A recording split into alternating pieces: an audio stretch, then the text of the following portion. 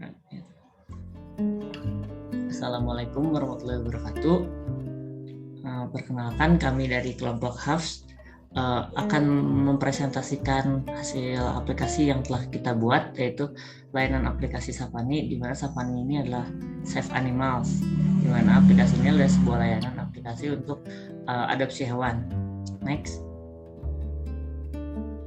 Berikut adalah anggota tim yang telah membangun aplikasi ini, di mana pertama ada Farel, Huda, saya sendiri Ati Hilal, dan Muhammad Rehan Satrio. Next. Oke, untuk latar belakangnya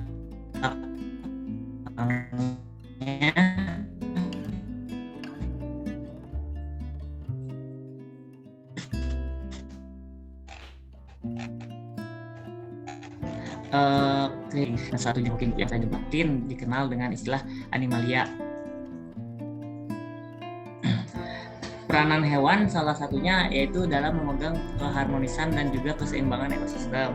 Suatu keseimbangan ekosistem akan tercapai apabila komponen-komponen ekosistem tersebut dalam jumlah yang seimbang.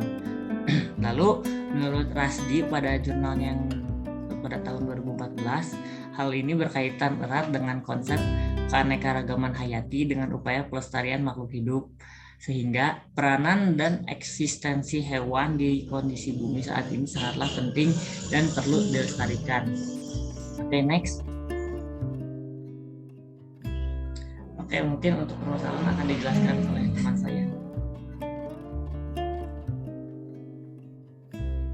Oke, untuk permasalahannya, realita kondisi hewan saat ini cukup memprihatinkan. Dimulai dari lingkungan terdekat, terutama perumahan ataupun perkotaan. Terdapat banyak sekali hewan-hewan terlantar, terutama yang tidak memiliki majikan ataupun dibuang oleh majikannya dengan alasan tertentu.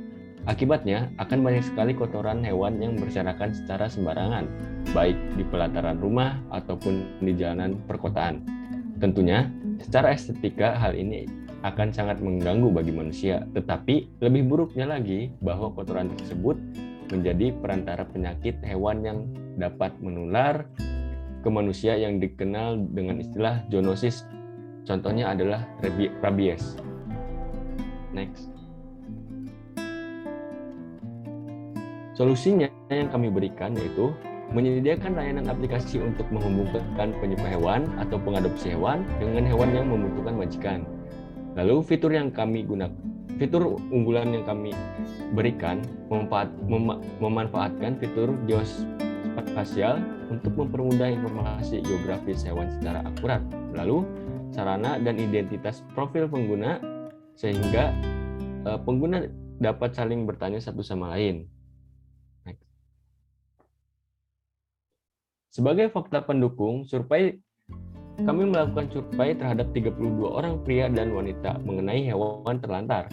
Yang pertama, memiliki rasa iba dan prihatin, responden setuju sebanyak 30 orang, persentasenya 97%. Memiliki keinginan untuk mengadopsi sebanyak 21 respon, persentasenya 68%. Memiliki keinginan untuk mencarikan majikan yang tepat. Respon setuju sebanyak 29 responden persentasi 90,6%. Lalu pernah melihat hewan liar berbahaya, respon setuju sebanyak 23 responden persentasenya 71%. Tidak mengetahui harus menghubungi siapa jika bertemu dengan hewan liar berbahaya, respon setuju sebanyak 13 responden persentasenya 40%.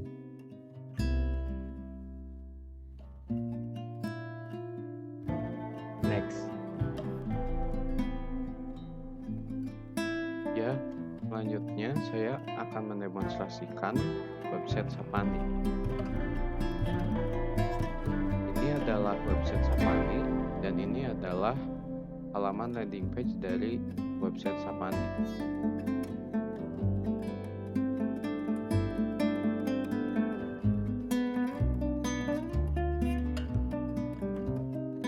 Pada website Sapani ini terdapat dua fitur utama, yaitu pengguna dapat membuat informasi mengenai hewan terlantar dan hewan liar, dan pengguna juga dapat mengadopsi hewan tersebut. Untuk mengetahui lebih jauh mengenai aplikasi Sapani ini, kita coba secara langsung. Pertama, kita coba untuk mendaftarkan akun untuk membuat informasi.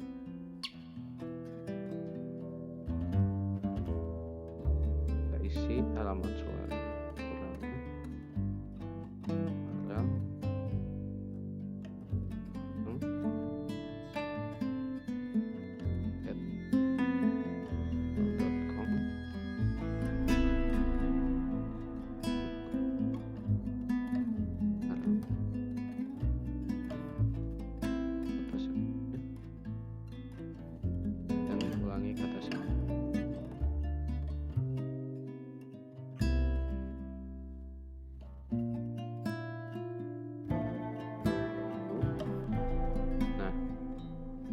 akun telah berhasil dibuat dan kita coba masuk dengan akun yang telah dibuat tadi.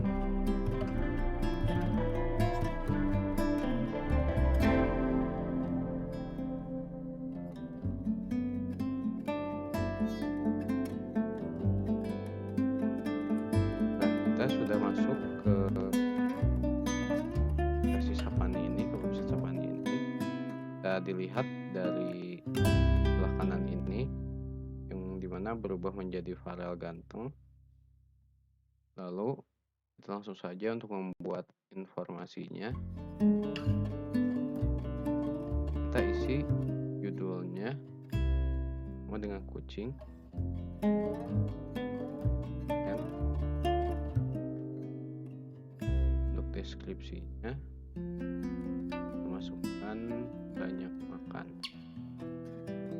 Lalu untuk lokasinya di peta, dan saya pilih di Sumedang.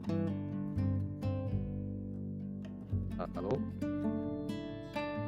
kita coba memasukkan foto. Saya gunakan foto ini.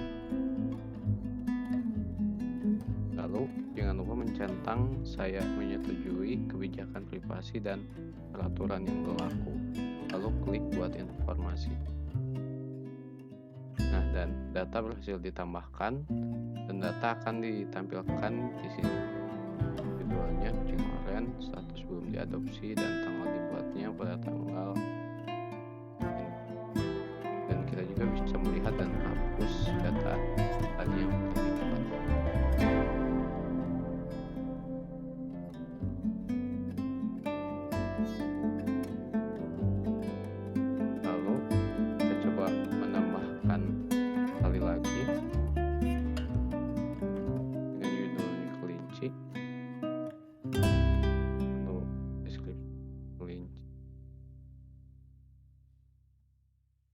Warna hitam. Untuk lokasinya kita tentukan ini di Depok. Lalu masukkan fotonya. Ini sebagai contoh saya masukkan foto yang sama seperti tadi. Lalu klik saya menyetujui kebijakan privasi dan peraturan yang berlaku, dan klik buat informasi. Dan data berhasil ditambahkan.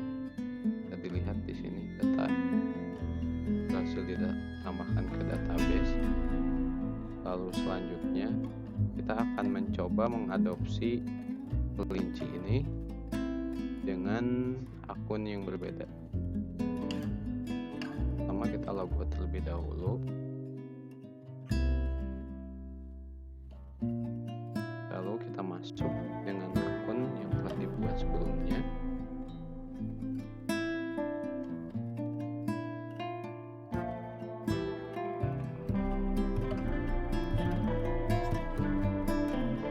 Selanjutnya kita masuk ke halaman informasi, cari informasi.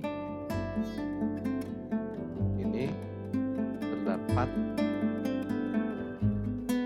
semua hewan yang dapat kita adopsi. Dan ada juga data yang baru saja kita tambahkan tadi. Kita klik detail. Nah, ketika diklik detail, maka akan menampilkan informasi detail mengenai hewan tersebut. Dan kita juga bisa melihat lokasi dari hewan ini tuh ada di mana. Cara untuk mengadopsi hewan ini, kita cukup mengklik adopsi hewan. Nah, ketika klik, maka data berhasil ditambahkan dan data adopsi ini akan berada di bawah.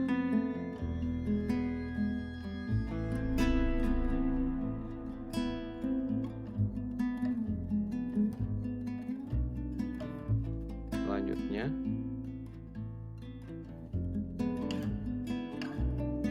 kita lihat di akun tadi apakah data pengadopsinya sudah muncul.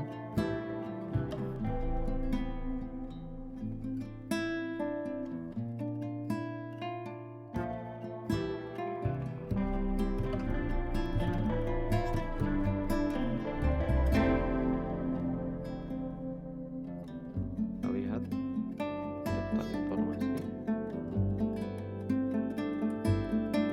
dan bisa dilihat bahwa kelinci telah diadopsi dan kita bisa melihat ID dari pengadopsi kelinci tersebut.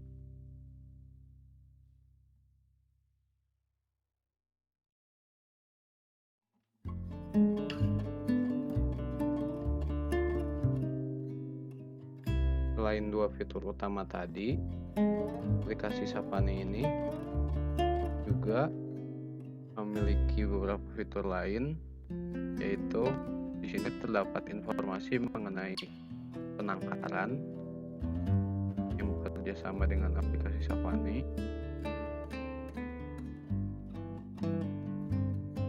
Lalu user juga dapat mengganti profil yang nantinya akan dibutuhkan untuk proses adopsi.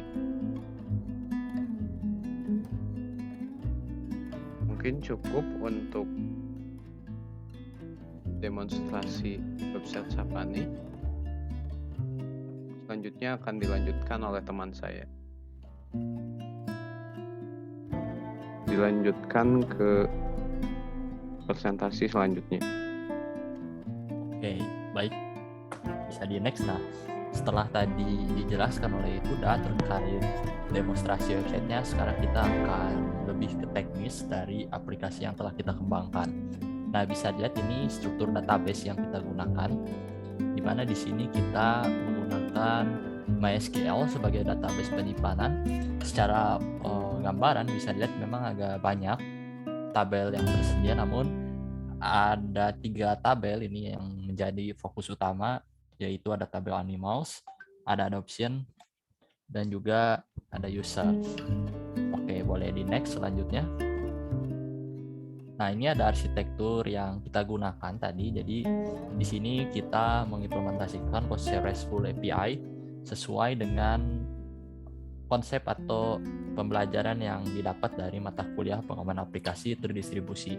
Di sini kita lihat ada 3 sistem yang terpisah, di mana di sisi front-end atau di sisi client ini ada framework yang kita gunakan dan juga Bootstrap sebagai framework CSS, dan juga di back-end-nya kita ada HPJS untuk memberikan API dan yang akan dikonsum nanti di sisi front-end, di mana di sini kita menyediakan 4 metode HTTP untuk memenuhi konsep RESTful API. Ada post, put, get, delete, dan kita juga menggunakan API eksternal di sini untuk mendapatkan peta. Tadi mungkin sempat dilihat juga ada peta online. Di sini kita menggunakan layanan yang disediakan oleh Mapbox, di mana nanti akan ada muncul petanya dan kita ambil koordinatnya. Oke, mungkin bisa di next. Sebagai kesimpulan dan penutup, jadi aplikasi Safani yang telah kita kembangkan ini telah mengimplementasikan konsep RESTful API, di mana salah satu ciri khasnya yaitu telah memenuhi beberapa metode HTTP yang digunakan. Dan juga ini aplikasi Safari ini telah memenuhi konsep terdistribusi, di mana kalau kita lihat telah ada 3 bagian dari aplikasi yang terpisah, baik secara infrastruktur ataupun secara arsitekturnya. Terakhir mungkin itu saja yang bisa dapat kami sampaikan. Terima kasih atas perhatiannya. Assalamualaikum warahmatullahi wabarakatuh.